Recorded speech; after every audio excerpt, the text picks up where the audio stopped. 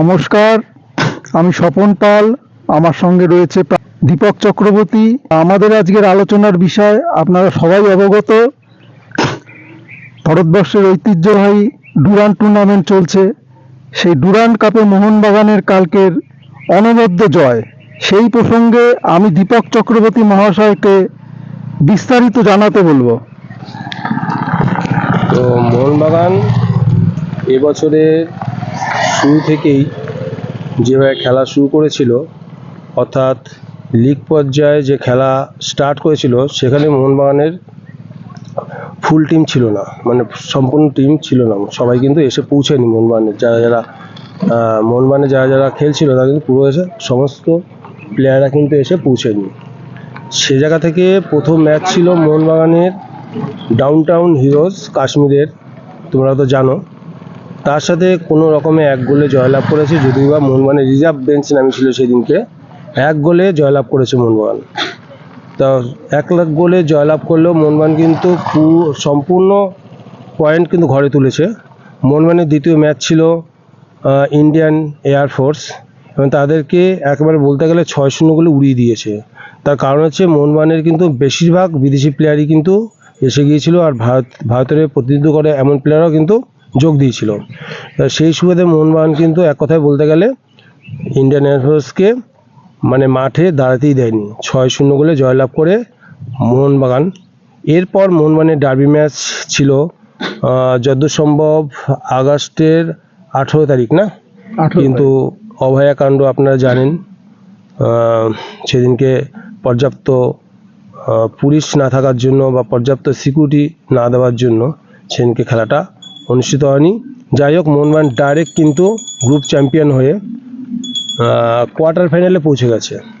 তো কোয়ার্টার ফাইনালে মুখোমুখি হয়েছিল পাঞ্জাব এফসির সাথে একটা হাড্ডাহাড্ডি লড়াই ছিল মোহনবাগানের, যেখানে দেখা গেছিলো মোহনবাগান প্রথমেই 1 গোলে পিছিয়ে ছিল। তার পরবর্তীতে দেখলাম মোহনবাগান 2-1 গোলে প্রথম এগিয়ে ছিল। মানে মোহনবাগানের 2টো গোল করে কিন্তু 2-1 গোলে লিড নিচ্ছিল। তো এরকম একটা হাড্ডাহাড্ডি লড়াইয়ে দেখা গেল ওই পাঞ্জাব এফসি আবার পুনরায় খেলায় ফিরে আসলো, পরপর 2টো গোল করে। অসাধারণ 2টো গোল, ব্যক্তিগত নৈপুণ্যে কিন্তু গোলগুলো হয়েছিল। কিন্তু মোহনবাগানের আক্রমণভাগ এমনই এবছর তৈরি হয়েছে, কোনোভাবেই তাদেরকে কিন্তু নিরস্ত করা যাচ্ছিল না, কোনোভাবে ঠেকিয়ে রাখা যাচ্ছিল না। ওই আবার একটা গোল জেসন কামিন্স শোধ করে 3-3 করে, এবং খেলা কিন্তু তারপরে টাইব্রেকারে পৌঁছায়।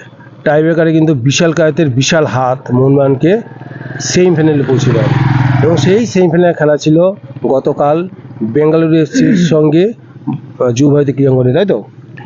বলতে গেলে এই দুটো খেলা দেখে যেটা আমি বুঝতে পারলাম যে মোহনবাগানের ডিফেন্স লাইনটা কিন্তু এখনও পর্যন্ত তৈরি হয়নি। কারণ আনোয়ার আলী চলে যাওয়াতে যে ফাঁক ফোকর তৈরি হয়েছে মোহনবাগানের ডিফেন্সে, এখনও পর্যন্ত সেটা কিন্তু মোহনবাগানের ম্যানেজমেন্ট ভরাতে পারেনি। তো চেষ্টা চলছে যে কী করে আনোয়ারের এক বিকল্প মোহনবাগান নিশ্চিত করা। তো আচ্ছা দীপকবাবু, আপনি খুব সুন্দর বোঝালেন মোহনবাগান এখন পর্যন্ত কিভাবে ফাইনালে এলো না এলো, কিন্তু আপনার কাছে একটা জিনিস জানতে আমার খুব ইচ্ছা করছে। সেটা হচ্ছে মোহনবাগানের এই যে ধারাবাহিক সাফল্য, এর পেছনে আপনি কি মনে করেন? বড় বড় বড় কি মনে করেন আপনি? সাফল্য গত সিজনে যেটা দেখা গিয়েছিল, ডুরান্ড কাপ মোহনবাগান জয়লাভ করেছে। সঙ্গে সঙ্গে মোহনবাগান কিন্তু আইএসএল এর লিগ শিল্ডটাও কিন্তু ঘরে তুলেছে। চ্যাম্পিয়ন হতে পারেনি দুর্ভাগ্যবশত, ওখানে মুম্বাই সিটি এফসি চ্যাম্পিয়ন হয়েছে। তো এক্ষেত্রে আমি সবচেয়ে যে বিষয়টিতে গুরুত্ব দেবো সেটা হচ্ছে মোহনবাগান এবং মোহনবাগানের যে স্পন্সর, সে গোয়েঙ্কা, রঞ্জিত গোয়েঙ্কা, এদের যে মেলবন্ধন, এদের মধ্যে যে কোনো মনোমালিন্য নেই, মানে কোনো প্রবলেম নেই, ম্যানেজমেন্টের কোনো কিন্তু প্রবলেম নেই। যেভাবে মোহনবাগান যে শতাব্দী প্রাচীন যেভাবে একটা দল যেভাবে টিম করতে চেয়েছে, গোয়েঙ্কা কিন্তু সেইভাবেই সাহায্য করেছে, এবং এরকম সাহায্য থাকার জন্যই মোহনবাগান যে পজিশনে যে প্লেয়ার চেয়েছে সেই পজিশনে কিন্তু সেই প্লেয়ার এনে দিয়েছে আমাদের যারা গোয়েঙ্কা গ্রুপ আছে তারা।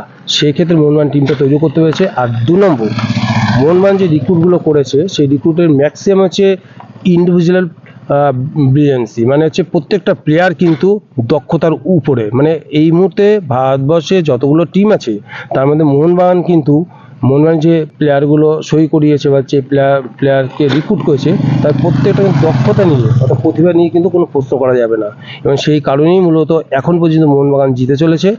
আর কোচের প্ল্যান, ফেরন্দ বলো আর হাবাস বলো, আর এই মুহূর্তে আছে জোসে মলিনা, এরকম যদি একটা ফুটবল টিম পায় তাহলে যে কোনো দলই কিন্তু চ্যাম্পিয়ন করে দিতে পারে। হ্যাঁ, দীপক বাবু আরো খুলে খুব সুন্দরভাবে বোঝালেন। এরপরে আর আমার মনে হয় কারোর কোনো প্রশ্ন থাকতে পারে না যে মোহনবাগানের এই যে 100% সাফল্য। এইবার আমি দীপক বাবুকে যে প্রশ্নটা করব, মানে যাদের জন্য আজকে সর্বস্ব, হ্যাঁ, মোহনবাগান সমর্থক সম্পর্কে আপনি কিছু বলুন। এই যে মোহনবাগানের একটার পর একটা সাফল্য, কতগুলো ট্রফি নিয়ে এসছে, হ্যাঁ, তারপরে অন্যান্য ক্লাবের তুলনায়, হ্যাঁ, যেগুলো মানে চোখে পড়ছে, মোহনবাগানের সমর্থক বিরাট পরিমাণে বাড়ছে। আগে একটা জায়গায় দেখতাম মোহনবাগান জার্সি পরে কোনো জায়গায় ধরুন 25 জন, সেখানে 2-4 জন থাকতো। এখন আমরা 50%-এর ওপরে দেখি, এমনকি 100%ও অনেক জায়গায় আমাদের চোখে পড়ছে। তা এই ব্যাপারেও যদি আপনি কিছু খুলে বলেন তাহলে আমরা সবাই উপকৃত হব। তো এই ব্যাপারটা আমরা সবাই জানি, একটা সময় দেখা যেত যে ব্রাজিল চ্যাম্পিয়ন হতো এবং অন্যান্য দল কিন্তু সেইভাবে পরপর 3বার 4বার চ্যাম্পিয়ন হতে পারেনি। তখন কিন্তু আর্জেন্টিনার এত পপুলারিটি ছিল না, আমি বলছি মারাদোনা থাকাকালীনও, ঠিক আছে, মারাদোনা থাকাকালীনও কিন্তু এতটা পপুলারিটি ছিল না। অ্যাকচুয়ালি মানে ক্লাস ফুটবলার, মানে যাদের পায়ে জাদু আছে, সেই ধরনের কোনো ফুটবলার যদি কোনো দলে অন্তর্ভুক্ত হয় অটোমেটিক্যালি তাদের একটা ফ্যান তৈরি হয়ে যায়। যেমন আমরা দেখেছি মেসি, তাই তো, মেসি হ্যাঁ, লিওনেল মেসি যে আর্জেন্টিনায় অন্তর্ভুক্ত হওয়ার পর আর্জেন্টিনার ভক্তের সংখ্যা খুব বেড়ে গেছে।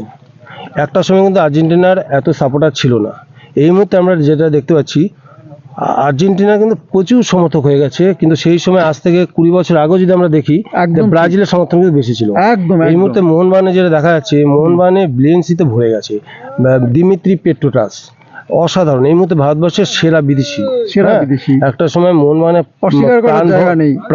প্রাণভোমরা বলা হতো হোসে রেমিজেস ব্যাটোকে, এই মুহূর্তে কিন্তু দিমিত্রি পেট্রোটাস সেই জায়গাটা দখল করেছে। অটোমেটিক্যালি দিমিত্রি পেট্রোটাসের একটা ফ্যান ক্লাব তৈরি হয়ে গেছে।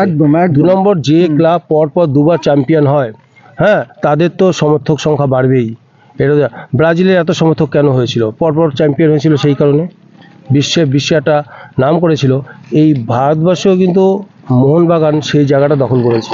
আপাতত এই মুহূর্তে মোহনবাগান ছাড়া কিন্তু মানে ফরওয়ার্ড লাইন বলো, মাঝমাঠ বলো, সব দিক দিয়ে কিন্তু মোহনবাগান এগিয়ে আছে, ঠিক আছে। লাস্ট আমার প্রশ্ন দীপক বাবুর কাছে জানতে চাবো, মানে উনি একটার পর একটা যেভাবে যুক্তি দিয়ে বুঝিয়ে যাচ্ছেন, এরপরে আর বলার কোনো অপেক্ষা থাকে না, মানে কোনো জায়গায় কোনো ফাঁকফোকরি থাকে না। আগামী দিনে এই মোহনবাগানকে নিয়ে ক্লাব কর্তারা বা সমর্থকরা কি ভাবছে বা কিভাবে আরো এগিয়ে যাবে, এই প্রসঙ্গে যদি কিছু বলেন। এই ব্যাপারে আমার যেটা বলা সেটা হচ্ছে, মোহনবাগানের সমস্ত সমর্থকরা খুব আশাবাদী। তারা চায় ভারতের প্রতিটা টুর্নামেন্ট মোহনবাগান চ্যাম্পিয়ন হোক এবং এইভাবেই তারা এগিয়ে যাবে। যেমন ডুরান্ড কাপ যেটা চলছে রানিং, সেখানে চ্যাম্পিয়ন হবে, আপাতত ফাইনালে পৌঁছে গেছে এবং মুখোমুখি নর্থ ইস্ট। আমার তো মনে হয় এই ক্ষেত্রে কোনো দ্বিধা থাকবে না যে নর্থ ইস্টকে মোহনবাগান হারিয়ে কিন্তু এবারও ডুরান্ড ফাইনাল জিতবে, এবং মোহনবাগানের প্রতিটা সমর্থক কিন্তু তাই আশা করে। যেটা তুমি বললে যে কি আশা করে, তাই তো, মোহনবাগান সমর্থকরা চায় মোহনবাগানকে চ্যাম্পিয়ন দেখতে, ঠিক আছে, এবং সেই কাজটাই কিন্তু মোহনবাগানের প্রতিটি প্লেয়ার কিন্তু করে যাচ্ছে। তাদের জান প্রাণ উজাড় করে দিয়ে কিন্তু মোহনবাগানকে চ্যাম্পিয়ন করার জন্য করছে, এবং হোসে মলিনা নতুন রিক্রুট করার পর অ্যাকচুয়ালি মোহনবাগান টিমটা কিন্তু বুঝে নিচ্ছে। তাই প্রতিটা ম্যাচে কিন্তু তার পরীক্ষা নিরীক্ষা করে যাচ্ছে। গত পাঞ্জাব ম্যাচে আমরা দেখি মোহনবাগানে কিন্তু বিভিন্ন প্লেয়ারকে নামিয়ে দেখে নিচ্ছে যে তারা কতটা ফিট, কারণ সামনে আছে ISL লিগ, ওখানে কিন্তু পরীক্ষা নিরীক্ষার কোনো জায়গা নেই, তাই তো। AFC কাপে কিন্তু জায়গা নেই। সেই জায়গাগুলোকে দেখে নিচ্ছে মলিনা, আর মোহনবাগানের সমর্থকরাও কিন্তু মলিনার পাশে আছে, মোহনবাগানের পাশে আছে। আগামী দিন মোহনবাগান কিন্তু ভারতের সব কটা ট্রফি চ্যাম্পিয়ন হবে, এই আশাই করে মোহনবাগানের সমর্থকরা। আমরা দীপক চক্রবর্তীকে অনেক অনেক ধন্যবাদ।